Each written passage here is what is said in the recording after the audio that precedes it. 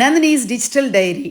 காம்தான்னு ஒரு படம் ரிலீஸ் ஆயிருக்கு. 1950s நடக்கிற மாதிரியான ஒரு பீரியட் சப்ஜெக்ட். துல்கர் சல்மான் நடிச்சிருக்காரு. எம்கேடி பாகவதர், தியாகராஜ பாகவதருடைய வாழ்க்கையில் நடந்த ஒரு சம்பவத்தை கருப்பொருளாக வச்சு இந்த படத்தை பண்ணியிருக்காங்க. ஒரு ஹீரோ, அந்த ஹீரோவை உருவாக்குன டைரக்டர், இவங்க ரெண்டு பேருக்குள்ளே வரக்கூடிய ஒரு ஈகோ கிளாஷ் தான் இந்த கதை. செகண்ட் ஹாஃபில் சூப்பராக த்ரில்லரை ஒரு இன்வெஸ்டிகேஷன் ஸ்டைலில் கொண்டு போயிருக்காங்க. ரொம்பவே நல்லா இருக்குது.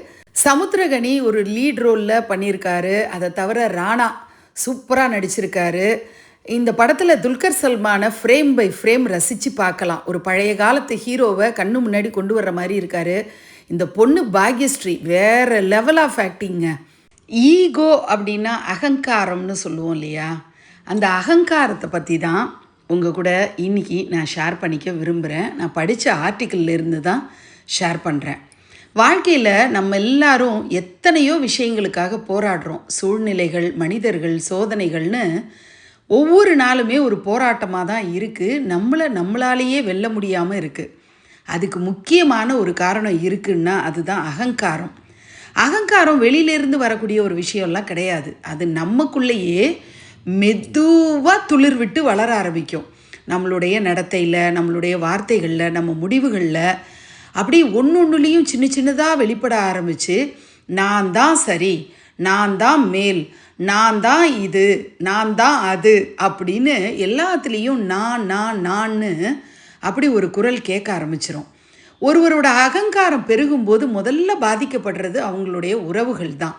நம்மளை நேசிக்கக்கூடிய மனிதர்கள் நம்மக்கிட்ட பேச பயப்பட ஆரம்பிச்சிருவாங்க. நம்ம பக்கத்தில் இருக்க வேண்டியவங்க தூரமாக போயிடுவாங்க. ஏன்னா அகங்காரம் உள்ள இடத்துல அன்பு தங்கவே தங்காது. அகங்காரம் நம்மளை உயர்த்துற மாதிரி தோணும், ஆனால் உண்மையிலேயே அது நம்மளை தனிமையில் தள்ளக்கூடியதாக மாறிடும்.